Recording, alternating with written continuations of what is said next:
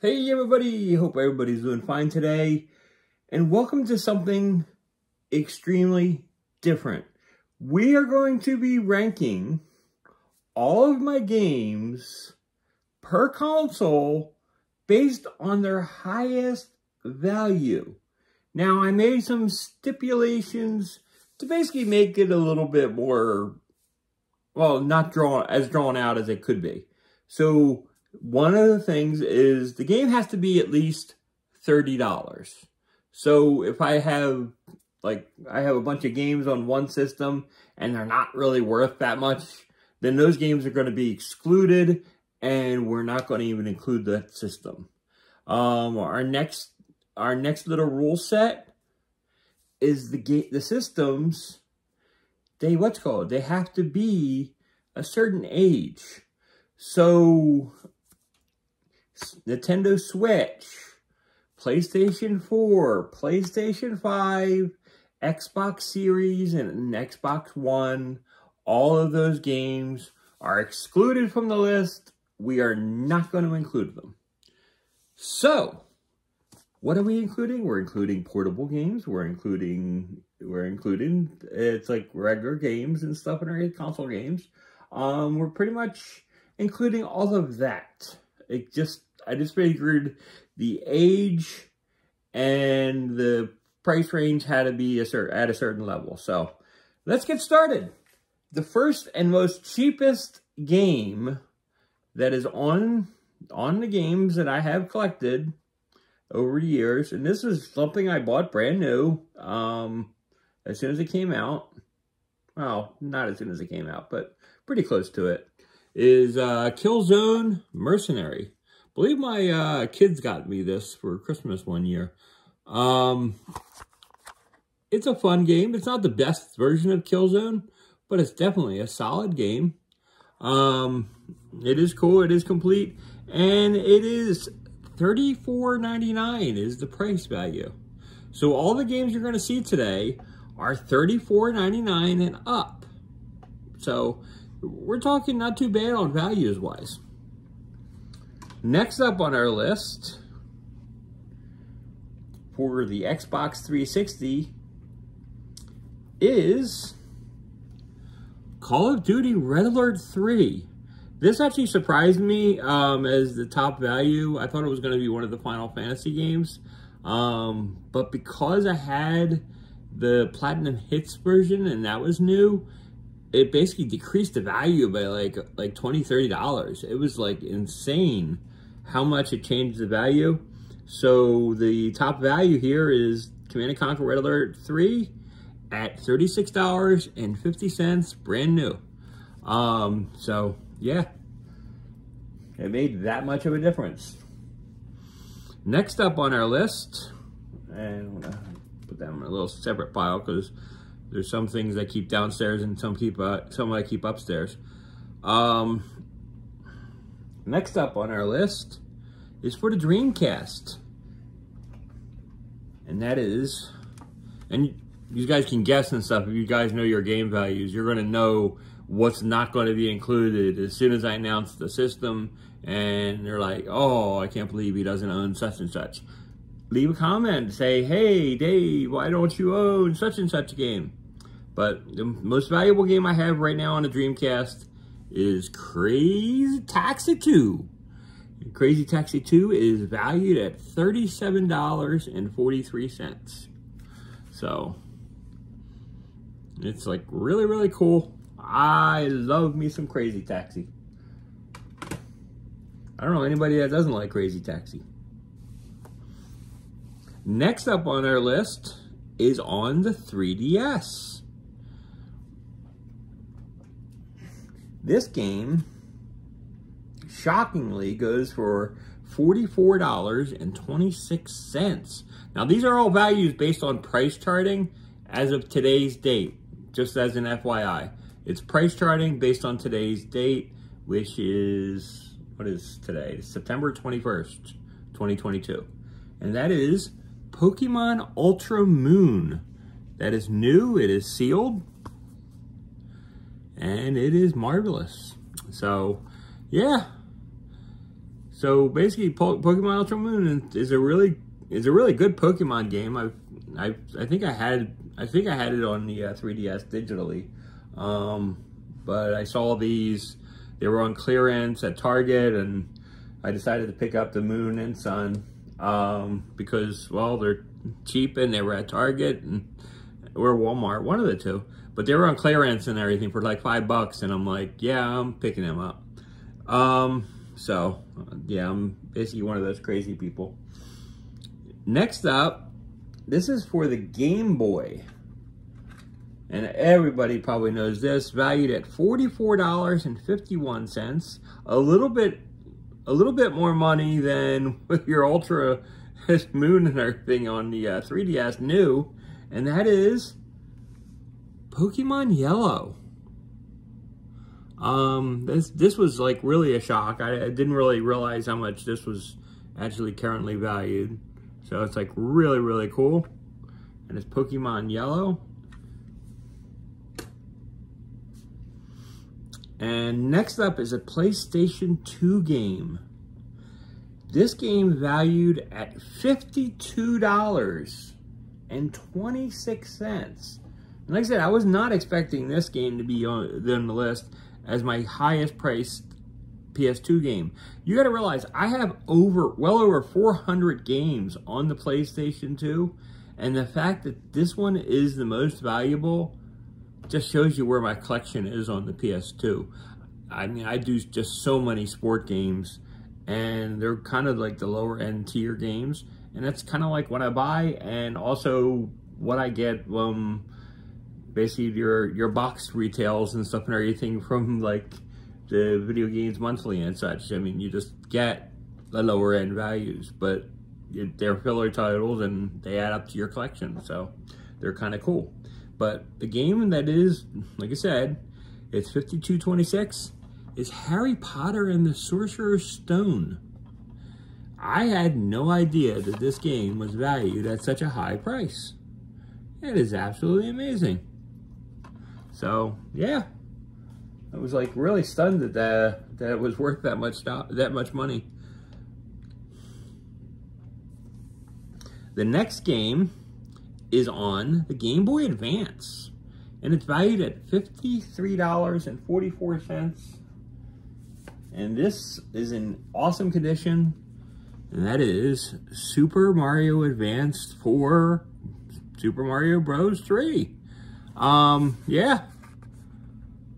This game is absolutely awesome, and if you do not have this game on your Game Boy Advance, yeah, what's going on here? You need to have this game. It's definitely a must-have, and I'm like super happy to actually own it. Next up, this is for the Sega Saturn. I swore, and it's like there was a couple games that were basically at the top of the value. I swore it was going to be Warcraft 2 was going to be my top game on the Saturn, but I was wrong. Instead, it's a sports title, and you know how much that makes me smile inside when I have a sports title that is on the top of the list on price charting, and it's on the Saturn, and it is 3D baseball. Why is this game so valuable? I mean, $67.52. This game is priced higher than you could get it new back in the day. And it's like just absolutely amazing to me. How is this game so expensive anymore? I'm still stunned over that development. I was not ready for that at all. Next up, this one's on the NES and also makes me smile a lot. And it's valued at $77.10. $77.10. Anybody guessing? Anybody guessing right now and everything in your head what game and everything I'm talking about? Yeah, I'm talking about Dusty Diamond's All-Star Softball. This game is absolutely amazing. If you have not played this game, it's like pick up softball. You can pick your teams, and it's so much fun.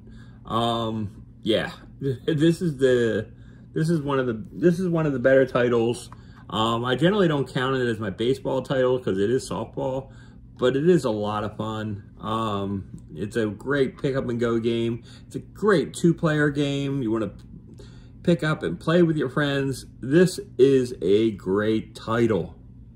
So yeah, I was super stoked and everything. It's like we're midway through and it's like we're at like in the 70s value, and we had 2 sport games back to back that were leading the value at that price, and it just absolutely amazed me.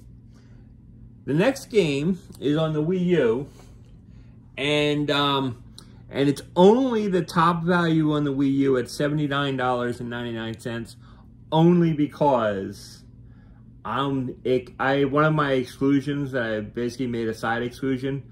I have some graded games that are new that I've excluded from the list. I've excluded them from the list because I didn't want to have any controversy, and I didn't want to have a bunch of people in the comments below, you only care about the huge value of your games, and really, and it's like, there'll be just a bunch of anti-WADA and like a bunch of other stuff.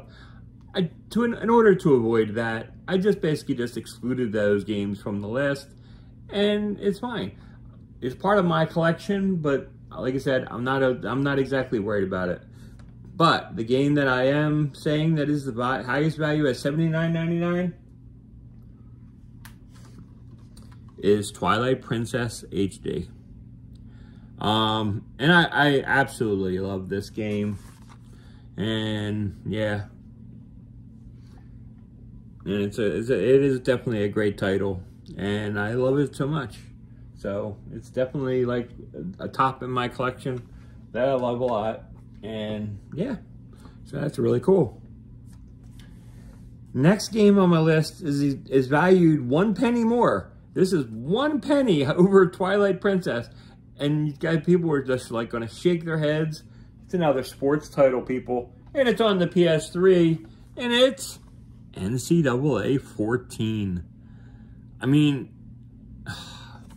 this was the last Ncaa game that was made on any consoles, and this is like so good. I got rid of the 360 variant just to basically to soak in some money years ago, but I like the PS3 versions more because that's where I played all my sports. That's where I had all my leagues and other things on. Yeah, it's like, I love Ncaa 14. And in case you don't know, you can use this game and you can export it and move your character only on the PS3.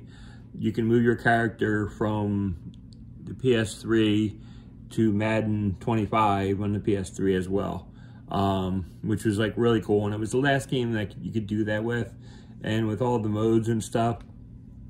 And it's like, we're talking multiple modes that you could do this on. You could do this in Dynasty mode. You could do this on the, what was the beer player thing called? I think it was the, I forget what that mode was and stuff and everything, where you basically, it was, I forget what the mode was called. It's like Road to Glory or something, I think it was called. But you could do that, and you can automatically, like, it's a single-player adventure. So instead of just being a single-player, like, well, they had, like, the Be a Pros and stuff. It's basically their answer to that. And it was, like, really good, and it was a lot of fun. And hopefully it will be on the newer versions of the games, because I absolutely loved it. It was just so much fun. Next up, we have for the Nintendo 64 for $81.88.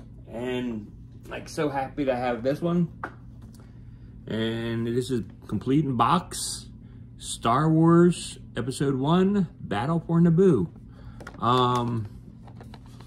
This was like a really like fun fighter.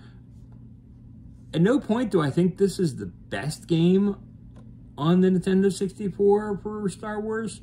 I'm kind of a Shadows guy still, but this was definitely a fun title. I mean, I guess the only thing I could think of is just maybe the rarity.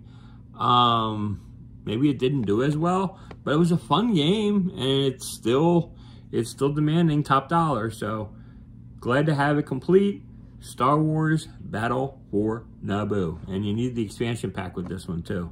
So, well, actually, yeah, I don't think it's required. It's just basically it's designed for, so you can it will play a little bit better on it. So that's like really cool. Next up for the Wii, we have a game at $93.21, and that game is The Last Story. Now this is the limited edition book kind of thing, so it's like valued a little bit higher than the regular Last Story.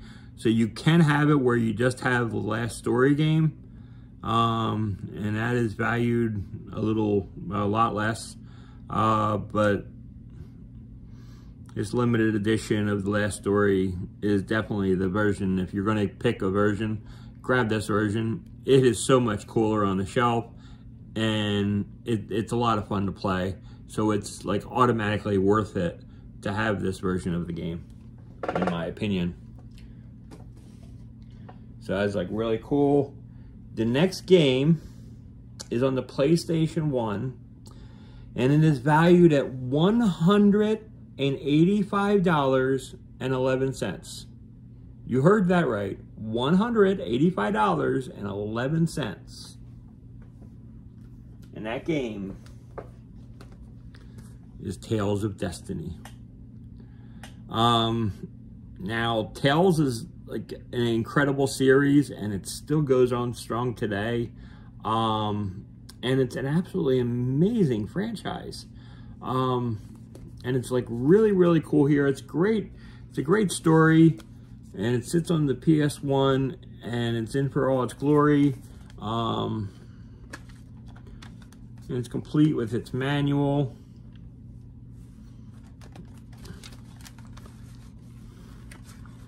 And when you really like a game, you can just tell. You can see the manual, how thick it is. And it's great to see. So I always like it when you have a nice thick manual to a game. But yeah, and there's like a big opening and ending for the game. So it's like really cool. Next game is at $235. Now, if you've been following me along, you generally know that like there's so many Genesis games that I have in my collection. I have a little bit over 200. I have some more coming. I think some of them are coming today. I think one of them would include the 1,800th game in my collection. Which is cool, because but it's like all those games don't have any meaning to me too much, because they're just games I've never owned, but they're cool to still have. But this next game is absolutely amazing at that price, and I was so happy to get it when I did. And it's the rental store copy of John Madden Football 93 Championship Edition.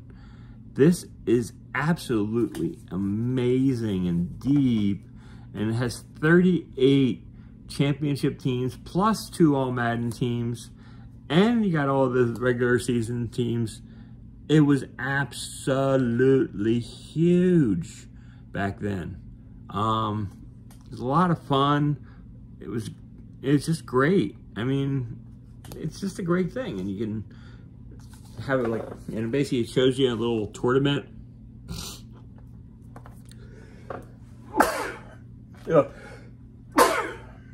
Sorry about that. Oh, sorry about that, guys. Wow. But John Madden Football Championship Edition, awesome game. And we have one last game. And this was actually really hard because this console, and you probably already can figure out what console it's on. This console had so many titles. There were plus $100 games on the console. And this particular one was the most at $271.24. And that game